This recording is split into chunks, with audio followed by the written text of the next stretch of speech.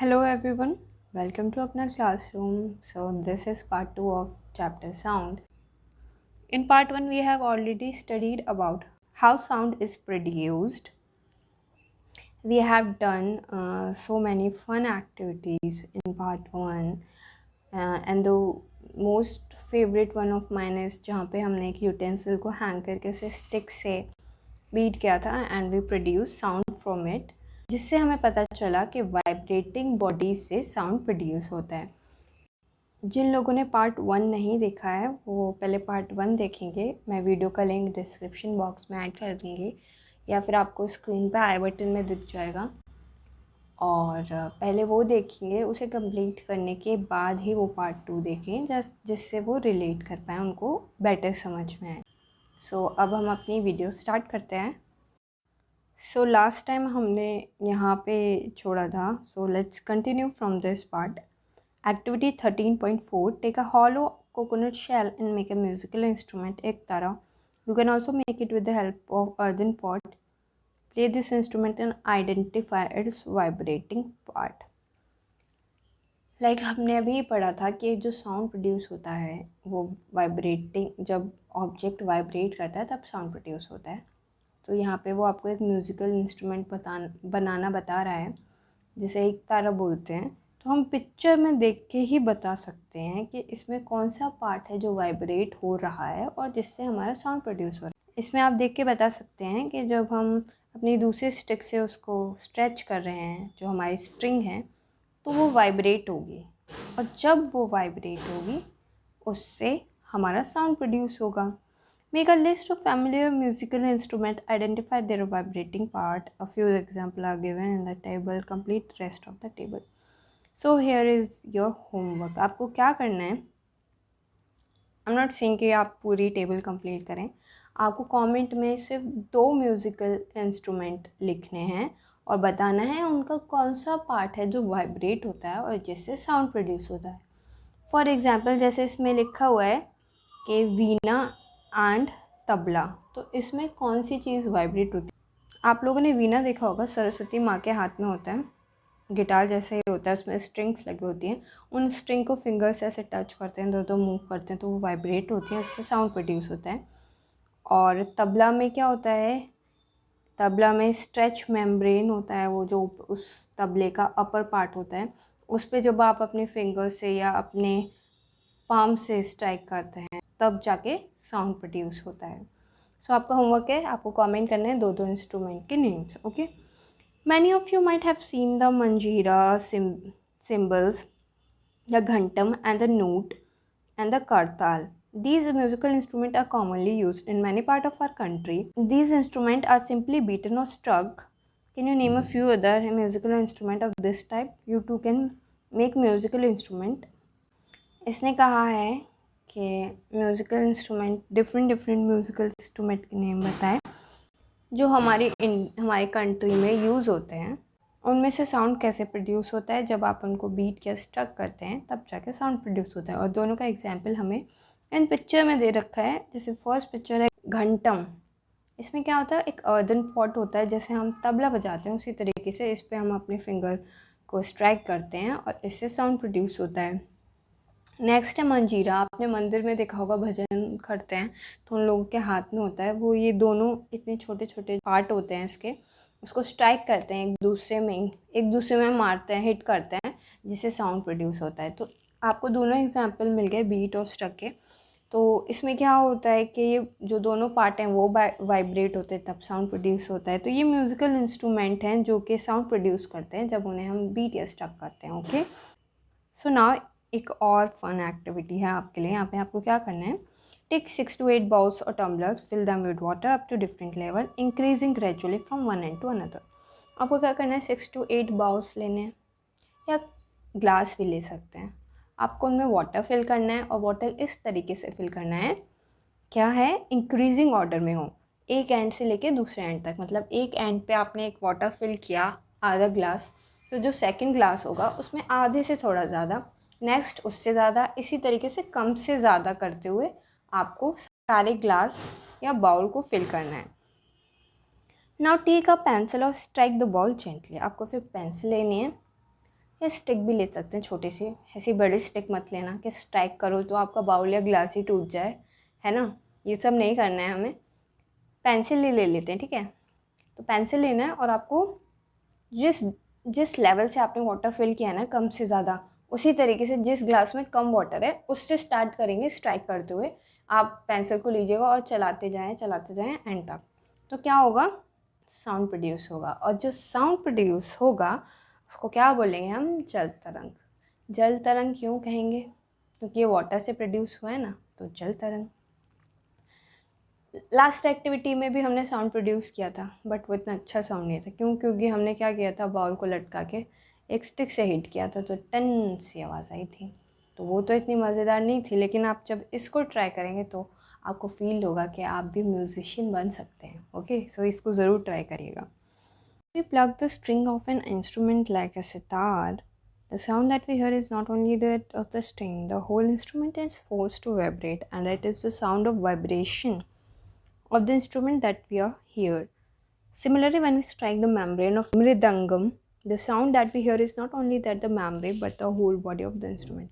ये कह रहा है कि जब आप किसी म्यूज़िकल इंस्ट्रूमेंट को बजाते हो तो उसका मेन वाइब्रेटिंग पार्ट, चाहे उसकी स्ट्रिंग हो या उसका मेम्ब्रेन हो, हमें लगता है कि हम सिर्फ उसे वाइब्रेट कर रहे हैं और साउंड प्रोड्यूस हो रहे हैं। बट जो फैक्ट है उसमें क्या है कि जो पूरा म्यूज़िकल इंस्ट्रूमेंट होता है ना, वो पूरा वाइब्रेट होता है। ऑल्दो हमें उसका वाइब्रेशन इतना नहीं दिखता जितना मेन वाइब्रेटिंग पार्ट का दिखता है, लेकिन जब हम किसी इंस्ट्रूमेंट को स्ट्राइक करते हैं, है ना, तो वो पूरा वाइब्रेट होता है, तब जाके साउंड प्रोड्यूस होता है। Let's see what this girl is saying. She is asking a question, क्या when we speak does any part of our body vibrate. Like हमने अभी पढ़ा था ना कि जो वाइब्रेटिंग बॉडी होती है उससे साउंड प्रोड्यूस होता है। तो शी सेड कि जब हम बोल रहे हैं, जब हम बोलते हैं, तब क्या हमारा कोई बॉडी पार्ट होता है जो वाइब्रेट करता है। हमें चेक करना है कि जब हम बोल रहे हैं तो कौन सा बॉडी पार्ट हमारा वाइब्रेट होता है, जिससे साउंड प्रोड्यूस करते हैं हम। Sound produce by humans.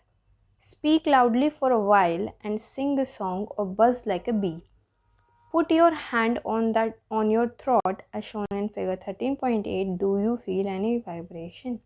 आपको क्या करना है, आपको बहुत ज़ोर से बोल के देखना है, या कोई गाना गाना है, या कुछ भी साउंड प्रोड्यूस करना है। और क्या करना है, आपको थ्रॉट टच करना है, जैसे इस पिक्चर में दिखाया ना, ये अपने थ्रॉट को टच कर रहे हैं, ऐसे टच करना है। और जैसे ही मैंने बोला होगा आपने तुरंत टच करके देखा होगा। तो आप मुझे बताएं कि आपको कुछ फील हो रहा है वहाँ पे। आपको चेक करना है कि आपको वाइब्रेशन फील हो रहा है या नहीं, थोड़ा बहुत जितना भी कुछ फील हो रहा है या नहीं, आपको कमेंट करना है। ओके।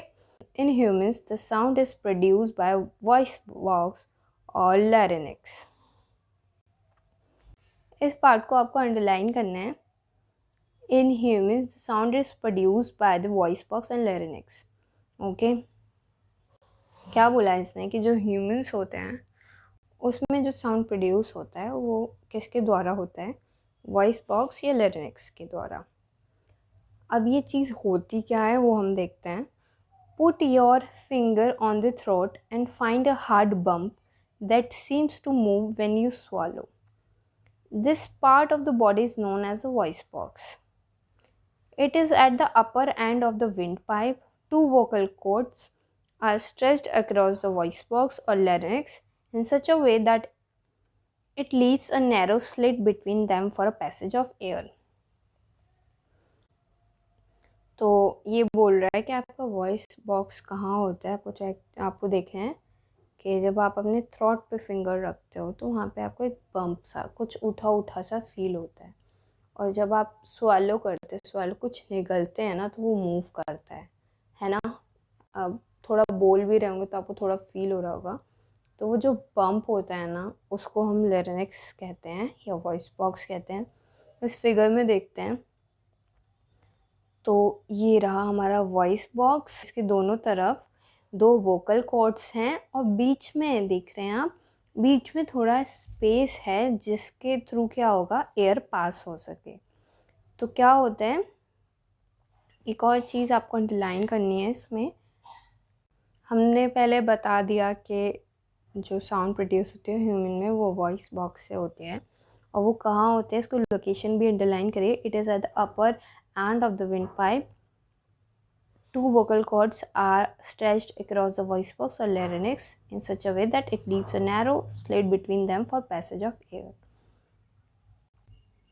ये देख रहे हैं ना आप, 2 वोकल कॉर्ड को स्ट्रेच किया जा रहा है और बीच में थोड़ा स्पेस है जिससे एयर पास होगी। तो इसके ही द्वारा जो हमारे ह्यूमंस के अंदर साउंड प्रोड्यूस होता है। When the lungs force air through slit, the vocal cords vibrate, producing sound. Muscles attached to the vocal cords can make cords tight or loose. When the vocal cords are tight and thin, the type or quality of the voice is different. ये कह रहा है कि जब हमारे lungs है ना, वो जब वो एयर को पास करवाते हैं थ्रू दिस स्लिट ये होता है थोड़ा सा जो एरिया इसमें छोड़ा गया है। तो जब इस एरिया से एयर पास होती है तो जो ये हमारे दोनों वोकल कॉर्ड्स हैं ना, ये वाइब्रेट करती हैं और ये वाइब्रेट करती हैं तो उससे साउंड प्रोड्यूस होता है। अब क्या होता है, जो वोकल कॉर्ड के आसपास जो मसल होते हैं ना, वो जो हमारे वोकल कॉर्ड हैं उनको कंट्रोल करते हैं। कंट्रोल इन द सेंस कि उनकी वजह से क्या होता है कि जो हमारे वोकल कॉर्ड है कहीं कहीं टाइट होते हैं और कभी कभी लूज़ होते हैं। और जब वोकल कॉर्ड्स टाइट और थिन होते हैं, इससे क्या होता है, सब लोगों के वोकल कॉर्ड सेम नहीं होते। किसी का टाइट होगा, किसी का थिन होगा, किसी का लूज़ होगा। तो ये जो डिफरेंट वोकल कॉर्ड्स की कंडीशन है उससे हमारे साउंड की क्वालिटी और टाइप डिफरेंट होता है हर ह्यूमन में। आपने देखा होगा कि सबकी सेम आवाज़ नहीं होती। Different from that when they are loose and thick.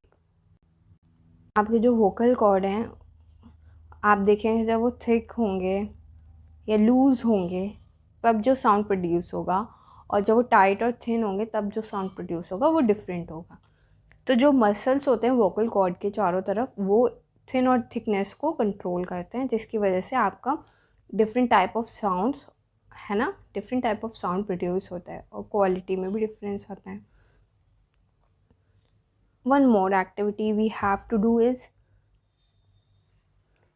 take 2 rubber strips of same size, place these 2 pieces one above the other, stretch them tight, blow air through the gap between them. As the air blows through the stretched rubber strip, a sound is produced. You can also take a piece of paper with narrow slit and hold it between your finger as shown in figure. Now blow through the slit and listen the sound. Our vocal cord produce sound in similar manner. ये तो आपने बहुत किया होगा, rubber strip वाला तो नहीं किया, पर ये पेपर वाला आपने ज़रूर एक्टिविटी की होगी क्लास में, है ना। एक स्लिट है, थोड़ा सा गैप छोड़ते हैं और फिर वहाँ से आप अपनी जो एयर होती है उसको पास करते हैं।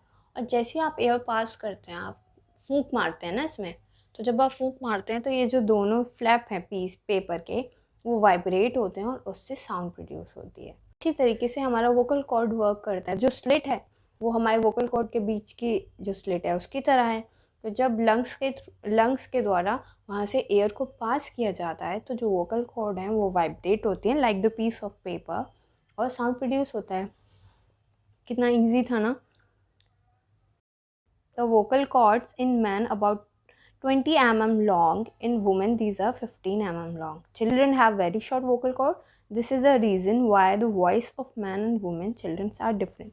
Like I said, सबके डिफरेंट वोकल कॉर्ड्स होते हैं, इसी वजह से different type of sound produce होता है। तो मैन का वोकल कॉर्ड 20 mm लॉन्ग होता है और वुमेन का 15 mm, और चिल्ड्रंस का बहुत ही ज़्यादा शॉर्ट होता है। इसी वजह से मैन, वुमेन और चिल्ड्रन इन तीनों की आवाज़ में बहुत सारा डिफरेंस होता है। It's because of the length of our vocal cords. Now next we will going to study in part 3rd is sound needs a medium for propagation. या साउंड को कोई मीडियम चाहिए होता है प्रोपोगेशन के लिए, I mean one place to another travel करने के लिए क्या उसको कोई मीडियम चाहिए होता है, कोई ज़रिया चाहिए होता है जिससे वो ट्रैवल करता है। ये हम पार्ट 3 में पढ़ने वाले हैं। सो गाइस, आपको नेक्स्ट क्या करना है, जो मैंने होमवर्क दिया है वो कमेंट करना है आपको, ओके। और इस वीडियो को अगर आपको पसंद आई है तो लाइक ज़रूर करना है और अपने फ्रेंड्स के साथ शेयर करना है। और अगर कोई और भी टॉपिक है या आपको कोई भी कन्फ्यूजन है रिगार्डिंग टू दिस वीडियो, आपको कमेंट करके बताएं। मैं कोशिश करूँगी उसको सॉल्व करने की in our next video. So thank you and keep watching अपना क्लासरूम।